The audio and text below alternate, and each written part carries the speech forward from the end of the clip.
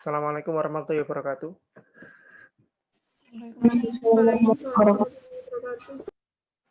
Selamat pagi. Semoga semuanya dalam kondisi yang sehat. Oke, kemarin kita sudah membahas tentang triple Pythagoras dan apa ya kemarin itu ya? Jenis-jenis segitiga berdasarkan teorema Pythagoras. Sebelum kita lanjutkan, ada yang ditanyakan nggak tentang kemarin itu? Tentang percobaan yang kemarin, yang isi tabel-tabel itu, ada yang tanyakan nggak? Atau yang itu, ayo menalar?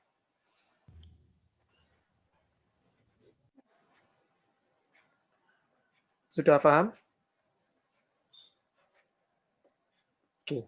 Jadi sekedar menyimpulkan yang kemarin, jadi cara-cara yang kemarin digunakan itu adalah baik yang di tabel dengan PQ itu yang untuk menentukan triple Pythagoras maupun yang dengan rumus M itu digunakan untuk mencari triple Pythagoras ya. Mencari triple Pythagoras, bukan untuk menentukan sisi miring suatu segitiga siku-siku. Itu dua hal yang berbeda.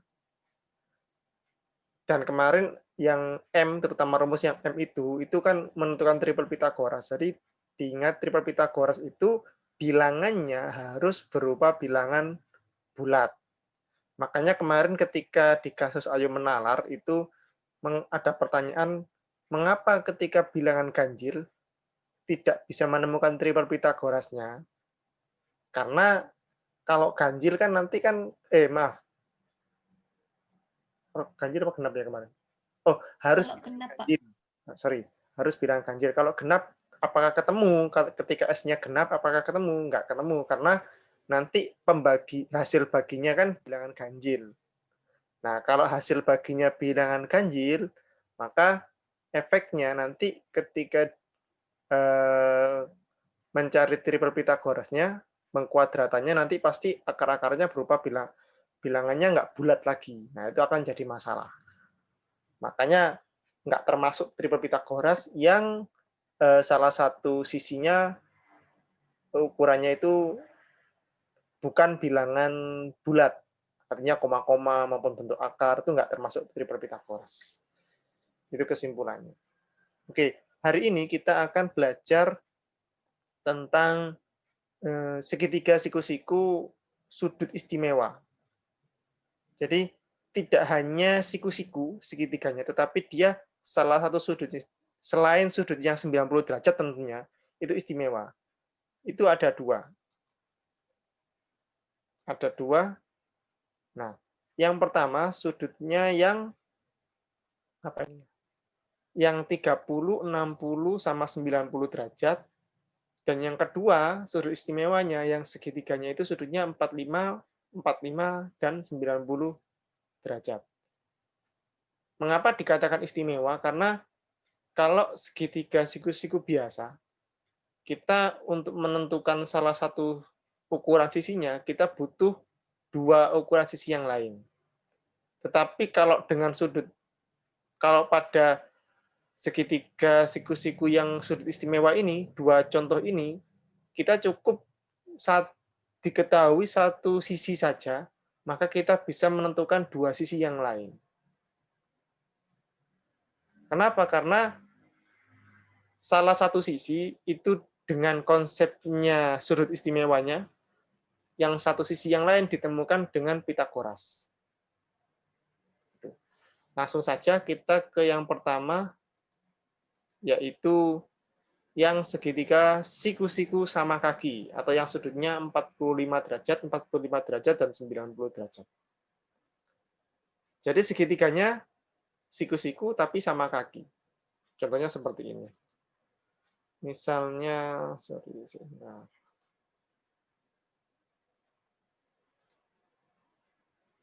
di sini saya kasih titik-titik dulu.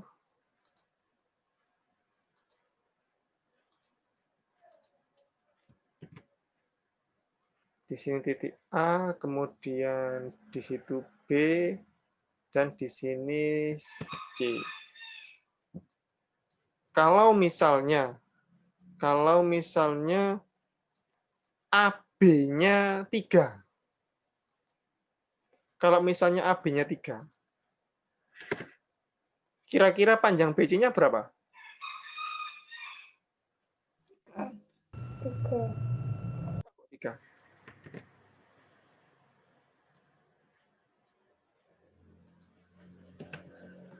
Kenapa?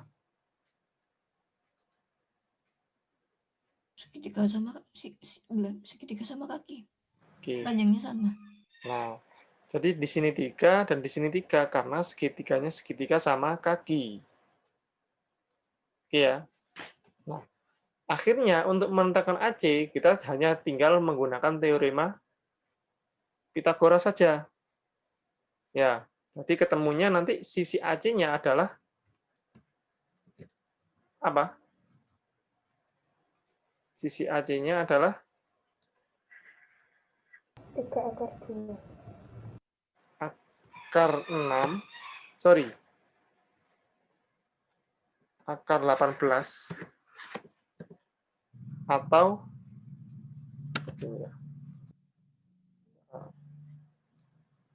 akar 18 atau 3/2.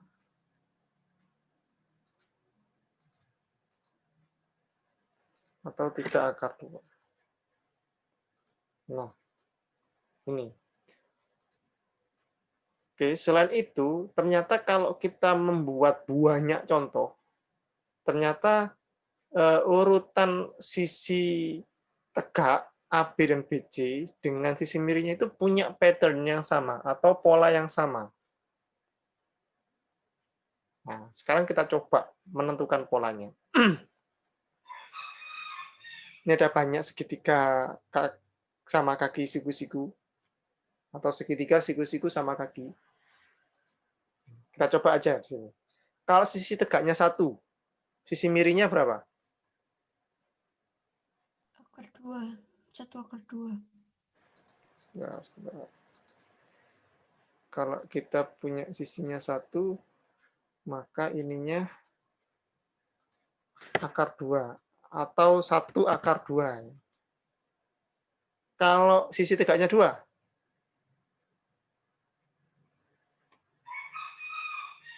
2 kuadrat, 4 tambah 4, 8. Berarti akar 8. Akar 8 sama dengan 2/2. 2/2. Oke. Kalau 3? 9 3/2. kayak tadi ya. Berapa? 3/2. Kalau 6? 6/2. 6/2 juga. Kalau 20? Sisi tegaknya? 20/2. Hah? 20/2. 2. Nah, kalau 100? Ya berarti 100/2. Kalau kita nggak tahu ukuran sisinya, tapi kita tahunya sisi tegaknya itu P gitu. Berarti hipotenusanya P/2. P/2. Sudah. Jadi kita tahu polanya. Jadi kalau dalam kondisi segitiga siku-siku sama kaki, ukuran sisi miringnya itu sama dengan ukuran sisi tegak dikali akar 2. Jadi apapun sisi tegaknya, misalnya sisi tegaknya 25, berarti sisi miringnya 25/2. 0,5 ya 0,5/2. Begitu seterusnya. Ini konsep. Sebenarnya ini nggak perlu dihafal. Sekali lagi, kemarin ada siswa yang nanya, Pak, saya kok materi dari kelas 7 sampai kelas, kebetulan yang nanya kelas 9, kok banyak yang lupa ya? Gimana sih Pak supaya saya nggak lupa dan sebagainya? Sebenarnya dalam matematika itu nggak perlu kita hafal semua rumusnya. Yang penting konsepnya yang dihafal. Sama seperti ini. Kita nggak perlu hafalkan ini semua. oh kalau segitiga siku-siku sama kaki itu nanti akar 2. Nggak perlu. Yang penting kamu paham aja konsepnya apa. Ini ada dua konsep. Pertama konsep segitiga siku-siku yang menggunakan Pitagoras, sama konsep segitiga sama kaki, yang artinya ukuran kakinya itu sama. Tinggal digabungkan saja nanti. Kamu meskipun lupa nanti akar 2, nanti kamu bisa buat aja contoh yang mudah. 2.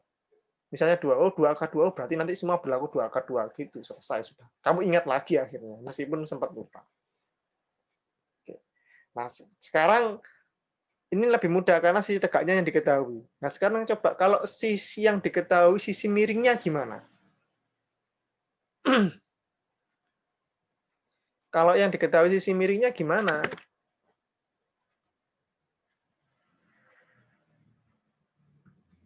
Ini kita nggak hafalan aja ya. Kita buat mengerjakannya pakai cara saja biar enak. Sisi tegaknya nggak diketahui, sisi hipotenusanya 4 akar 2. Hipotenusnya kan nggak tahu kan ya? Maka kita misalkan hipotenusa. Kita misalkan dengan apa ya namanya? Hipotenusanya, oh hipotenusanya sudah ketahui. Kemudian yang belum diketahui itu sisi tegak. Sisi tegak. Sisi tegaknya kita misalkan P. Kita misalkan P. Nah, sesuai dengan teorema Pitagoras, teorema Pitagoras mengatakan apa? Sisi tegak, jumlah sisi tegak kuadrat. Sorry. Halo. Jadi P kuadrat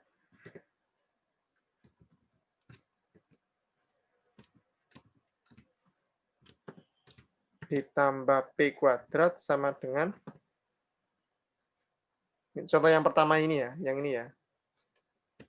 Misal ini.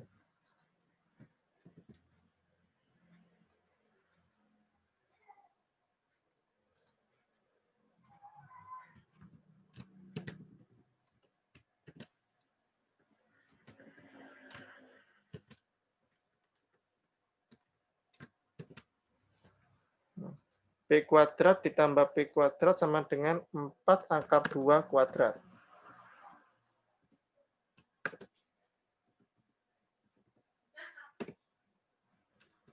P kuadrat tambah P kuadrat apa?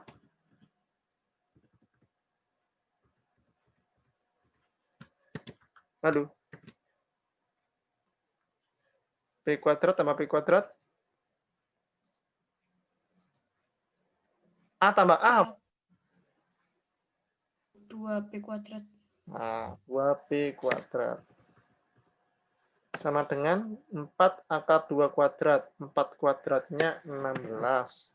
Dikali akar 2 kuadrat. 2. 2. Oke. Ini tetap 2P kuadrat sama dengan berapa ini? 32. Sorry, 32. Jadi P kuadratnya sama dengan apa? 16. P kuadrat sama dengan 16. Jadi P sama dengan 4.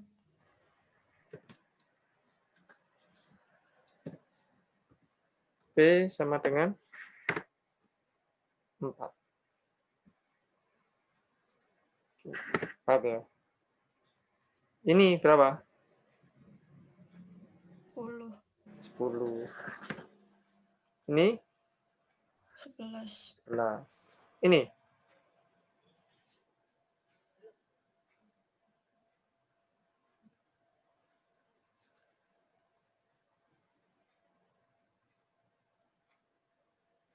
Empat. ini 4. Coba perhatikan, ini akar 32, ini juga 32 loh. Bentuknya berbeda. Nah, sekarang kalau yang ini, nah ini yang agak ribet yang ini.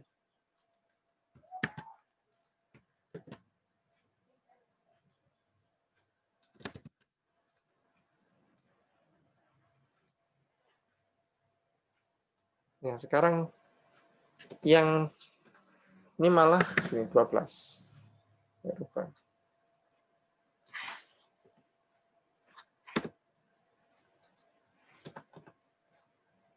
Sama caranya seperti ini, caranya sama seperti ini. Tapi bilangannya yang kita rubah. Kalau ini kan sebenarnya kan kita pakai hafalan yang sebelumnya kan sudah tahu kan kalau yang ini. Tapi kalau yang ini caranya seperti ini sama. Kita kembali saja ke konsep teorema Pitagorasnya. Jadi terkadang kita itu bingung tanpa enggak. Kalau bingung itu harusnya kembali ke konsep awal. Kalau kembali ke konsep awal kita nggak akan bingung. Kita cuma tinggal ngerjakan saja. Ini udah tahu P tambah P 12 kuadrat. Kemudian 12 kuadrat berapa? 144. Berapa?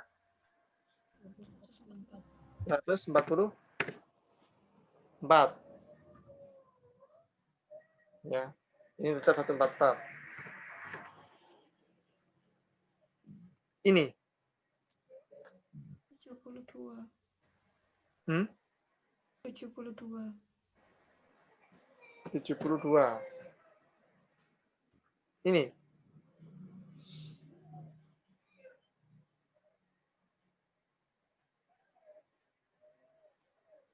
Tujuh puluh dua itu kemarin gimana caranya? Kita cari faktor dari 72 yang bisa diakar. Ya kan? Berapa? 36. 36 kali 2. 2. 4 juga bisa, tapi 4 masih ada lagi kan gitu. 36 akar 2. Akar 36 6. 6. Akar 2. 2.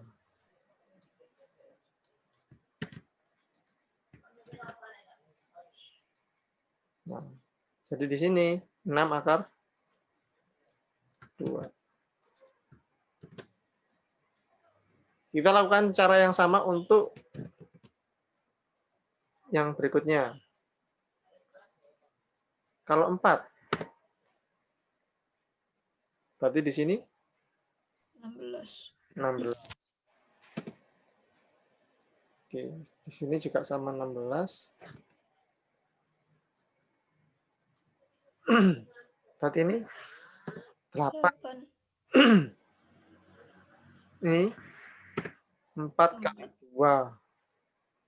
Berarti ini 2 akar 4 akar 2. 2. Yes. Kalau kita lanjutkan, kita juga akan menemukan pola yang sama. Pola yang sama gimana? Akarnya sama-sama akar 2. Yang pertama. Yang kedua, coba hubungannya 6 dengan 12 itu apa? 2 kalinya. 2 kalinya. Ya kan? Berarti kalau hipotenusanya P, maka Setengah P akar 2. sorry. Maka setengah P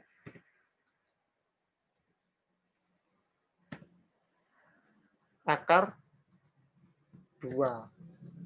Atau bisa juga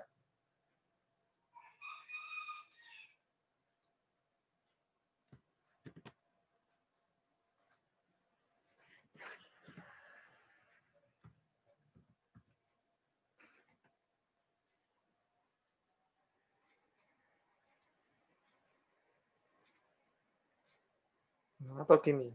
Bisa setengah P akar 2 atau P per 2 akar 2. Bisa juga gitu.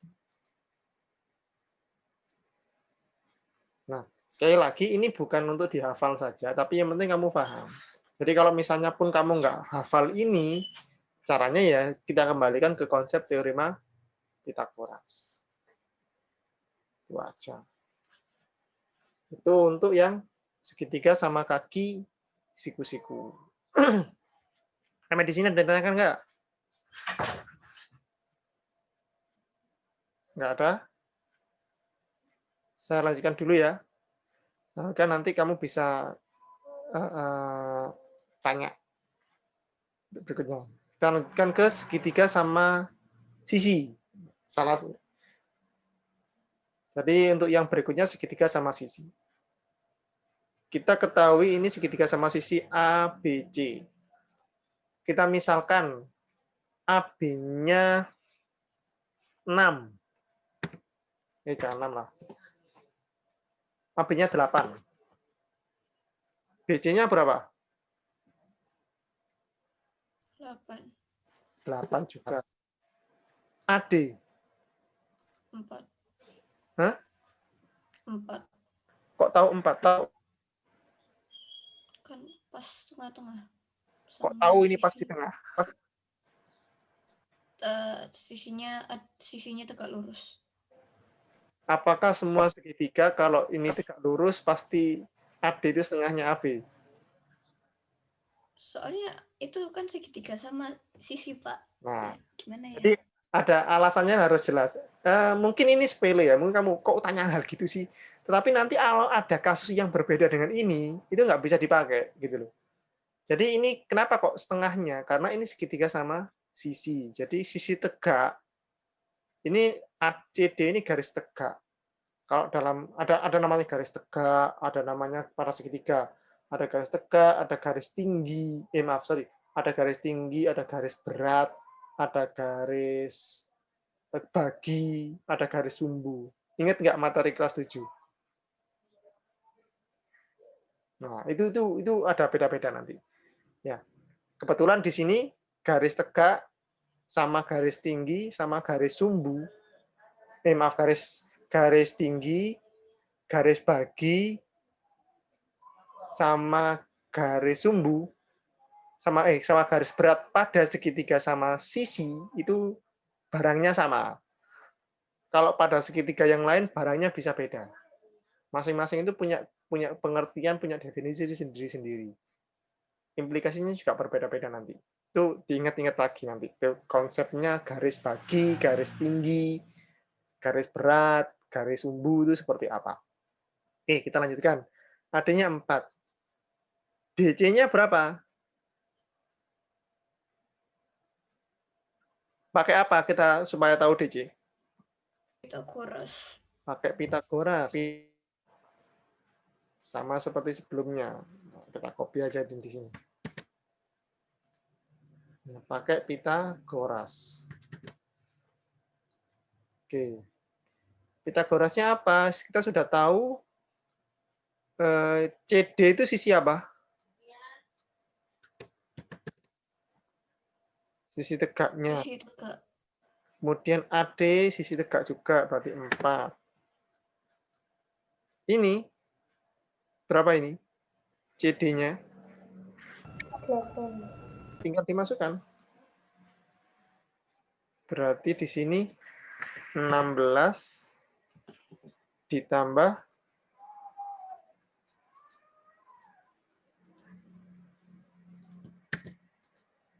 CD kuadrat sama dengan 8 kuadrat 64.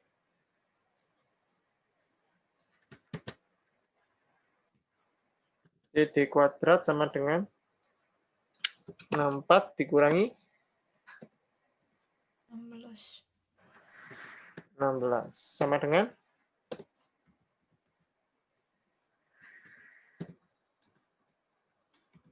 8. 48. 8. Nah, 48 itu sama dengan apa? Nah, ini yang agak perlu mikir-mikir ini. Bantu aja lah. 48 itu berapa kali 3? 16. 16. 18 apa 16? 16. 16 kali 3. Itu waktunya udah mau habis. Jadi di sini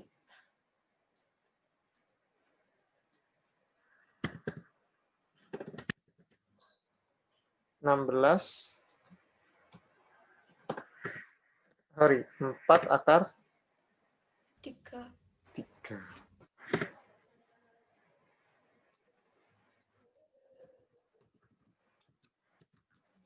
Ini 4 akar 3. Kita juga bisa buat yang lain, misal 10. Kalau ini 10, berarti ini 5. Nanti DC-nya sama. 5 akar 3. Dan seterusnya. Dan seterusnya. Ya. Nanti kalian tinggal cari gimana. Kalau berarti di sini kalau P, berarti ini nanti setengah P, yang di sini berarti setengah P kali akar 3.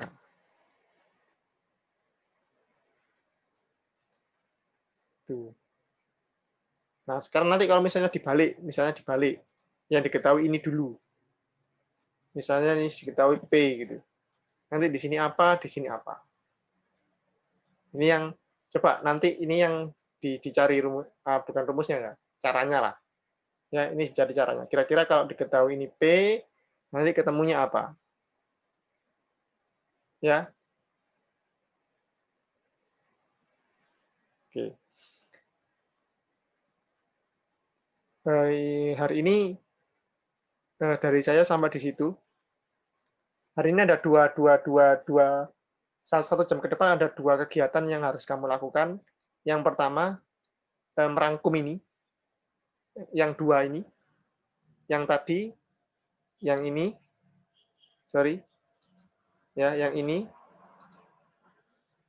Sama yang ini. Ini dengan yang ini juga ya.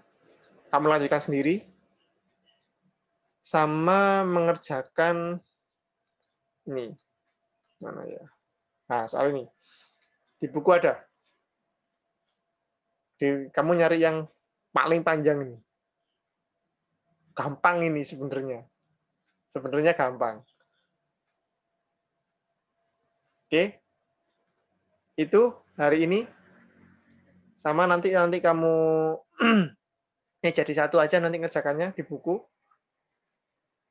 Ada yang tanyakan nggak? Nggak ada? Kalau nggak ada, ini video rekaman ini, habis ini akan saya upload. Di YouTube. Nanti kalau kamu kurang apa itu namanya, ada sesuatu yang perlu ada lupanya dan sebagainya, nanti kamu bisa lihat di link YouTube-nya. Nanti kamu langsung saya kasih habis ini. Ya. Oke, ada yang tanyakan nggak? Pak. Ya. Itu yang tadi itu yang 48, kenapa nggak 2 akar 24? Yang itu yang 48, kenapa 16 nggak 24? Ini juga kan bisa juga 24 kali 2 gitu ya. Ya, pertanyaan saya, akar 24 apa? 12. Ya. Ya, gini. Jadi akar 24 itu kan nanti kan bukan bilangan bulat. Ya. Akar 24 bukan bilangan bulat. Jadi memang kita pilih dari akarnya itu yang bulat. Makanya mungkin penting menghafalkan bilangan kuadrat. Bilangan kuadrat itu 1, 4, 9, kemudian 16, 25, 36, 49, 64, 81, 100, dan seterusnya. Penting. Salah satunya untuk ini. Ya, nggak apa-apa. Kamu bertanya gitu nggak apa-apa. Mungkin kamu tadi mikirnya 24 itu akarnya 12, nggak apa-apa. Saya juga kadang mikir juga kayak gitu. Ya. Ini benar ya, ini benar. Bisa aja 24 kali 2. Tetapi dalam kasus ini, karena yang kita butuhkan kan akarnya, maka kita nggak pakai yang ini. Tapi nanti dalam kasus soal yang lain mungkin bisa saja. Biasanya dulu saya gini, saya biasanya kadang awal pelajaran masuk matematika, anak-anak saya suruh mencari persamaannya. 100 itu sama dengan apa? Kamu bisa menemukan berapa banyak persamaan dari 100. 100 itu 10 kuadrat. 1 kali 100. 200 kurangi 100. 1000 per 10. 50 kali 2. 90 tambah 10. 115 dikurangi 15. 300 per 3. 500 dikurangi 400. Itu penting. Memahami itu penting. Kadang kita hanya tahu, tapi kita nggak sadar. Kenapa sih Pak kita butuh untuk mengetahui itu semua persamaan? Karena kadang-kadang kita itu membutuhkan suatu persamaan dari bilangan. Jadi meskipun bilangannya 100, kadang 100 itu nggak berguna. Kalau kita nggak tahu 100 itu adalah 10 kuadrat misalnya. Sama dalam kasus ini. 48 di sini itu nggak ada gunanya. Kamu tahu di sini CD kuadrat 48 itu nggak ada gunanya. Kenapa? Karena yang penting nanti kamu harus temukan ini. Dan akhirnya nemukan 4 akar 3. Gitu loh. Makanya kita harus banyak-banyak mengeksplor, mencari tahu, ini sama dengan apa sih, ini sama dengan apa. Mungkin suatu saat salah satu persamaan itu bisa kita gunakan untuk mengerjakan masalah kita, menyelesaikan masalah kita. Sama kayak, saya simpelnya, spidol. Spidol board marker itu manfaatnya apa aja. Kadang saya juga iseng nanya gitu ke anak-anak. Coba tulis 100 manfaat dari spidol board marker misalnya. Tulis semua. Buat nulis. Jadi penggaris juga bisa kan. Ganjel jendela, biar nggak nutup. Buat ngelempar anak, atau siapa. Buat nulis itu jelas. Buat apa lagi? Buat nip egg. Nip egg apa? Nip egg, bukan. Nip egg itu biasanya putih kan. Putih kalau kertasnya itu putih. Tapi kalau kertasnya hitam, kan nggak berguna juga. Nah, itu banyak hal. Banyak manfaat itu. Jadi kalau kita kadang tahu manfaat lain dari suatu benda, itu kita akan bisa kita gunakan untuk menyelesaikan masalah kita. Apalagi coba nyalakan LCD kalau di kelas. Kan kadang kurang tinggi, pakai spidol. Wah, itu bisa. Ya, jadi kita kalau kita tahu banyak hal dari sesuatu yang memang itu mungkin bukan manfaatnya, tapi padahal itu juga bermanfaat untuk hal tersebut, kita akan bisa meskipun kita nggak punya sesuatu untuk pakai, kita tetap bisa gunakan. Atau masalah lain, kita mau makan mie, nggak ada garpu. Mie-nya panas, pakai apa? Atau kita mau minum, minumannya panas di dalam satu gelas. Gimana caranya supaya dingin? Nah, itu banyak cara. Bisa ditambahin air, bisa dicelupin air, tambahin es, atau digoyang-goyang, atau gimana, atau ditiup, dan sebagainya. Itu. Ada lain nggak pertanyaan yang lain? Sebelum saya tutup. Terima kasih, Pak. Oke, sama-sama. Kalau tidak ada yang ditanyakan lagi, hari ini yang nggak masuk, masuk semua kayaknya ya? Satu. Siapa?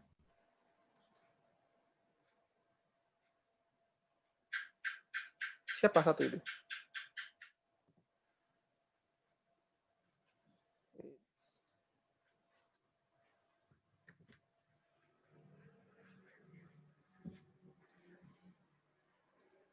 Oke, mungkin itu kurang lebihnya mohon maaf. Silakan dilanjutkan. Habis ini saya tulis di e-learning untuk linknya. Assalamualaikum warahmatullahi wabarakatuh. Waalaikumsalam warahmatullahi wabarakatuh. Waalaikumsalam warahmatullahi wabarakatuh. Terima kasih, Pak. Sama.